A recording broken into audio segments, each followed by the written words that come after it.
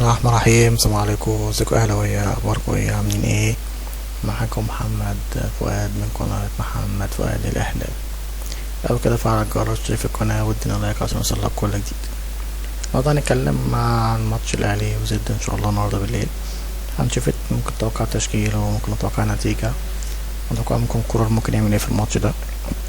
طبعا قائمة النادي الاهلي زد محمد الشناوي، مصطفى شوبير، حمزة علاء، عمرو كمال، عبد الواحد، رامي ربيعة، يوسف أيمن، يحيى عطية الله، خالد عبد الفتاح، قفشة، كوكا، توفيق، عاشور، مروان عطية، السولية، بيرسي، رضا سليم، طاهر، حسين، عمر، وسام أبو علي، وسمير محمد، وكهربا.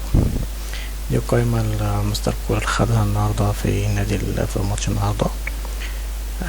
نتوقع تشكيله هو نفس التشكيل، بس هو ممكن يبدأ بخالد عبد الفتاح مكان يوسف أيمن. يوسف أيمن ده لسه قدامه شوية، شكله بطيء أوي ولسه مخدش على الفريق، فنبصح الشوط الأولاني في ماتش كليوباترا كان عامل شوارع ورا خالص. برضه مش هنحكم عليه من أول ماتش، فأول ماتش أساسي ليه نديله فرصة. فهو التشكيل ممكن محمد الشناوي، رامي ربيعة، خالد عبد الفتاح أو يوسف أيمن، بس أعتقد خالد يعني، يحيى عطية الله، أكرم توفيق، إمام عاشور، مروان عطية، أحمد كوكا، طاهر، حسين، وسام. بس انا بصراحه برضو نفسي ما يلعبش اكرم توفيق ناحيه اليمين، لان ناحيه اليمين بتبقى عندنا بتبقى ميته جدا جدا جدا، سواء اكرم ولا طاهر.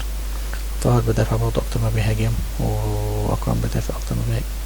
يعني تبدا بقى مكان عبد الواحد مكان اكرم توفيق، ويحط اكرم ده في نص الملعب مكان كوكا. يعني مثلا تشكيل مثلا اللي انا مختاره في ماتش النهارده: الشناوي، عمر كمال، رامي ربيعة، خالد عبد الفتاح، يحيى عطية الله، أكرم توفيق، إمام عاشور، مروان عطية، حسين الشحات، طاهر محمد طاهر، وسام أبو علي. التشكيل اللي هو ممكن أمثل النادي الأهلي يلعب بيه النهارده. فهنشوف مستر كولر هيعمل ايه مع نظافة التشكيل مع زد.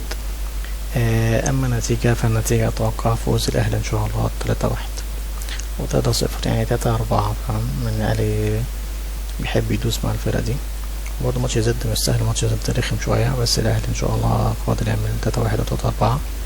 3-4 يعني ممكن، بس الأقرب 3-1 يعني أو 3-0 يعني. فده كان توقعنا النهارده ماتش النهارده الأهلي وزد. إن شاء الله الأهلي يكسب ويعمل نتيجة كويسة. احنا طبعا عندنا أداء أهم من المكسب، نشوف كرة حلوة، نشوف ضغط كويس، نشوف كرة جماعية، نشوف حاجة من حاجاتنا اللي احنا بنحبها. وليت يعني يدي شوطتين عمر الساعي ويفاجئنا ويبدأ بعمر الساعي النهارده كان كوكا ولا حاجة. فنشوف انه او يبدأ بكهربا مكان وسام برضه، بس ما اعتقدش كهربا بعيد شوية، ممكن يبدأ بشوط يعمل تغيير الشوط التاني. فده كان توقعنا ماتش الأهلي النهارده مع زد. فعلى الجرس اشترك في القناة وادينا لايك. السلام عليكم ورحمة الله وبركاته.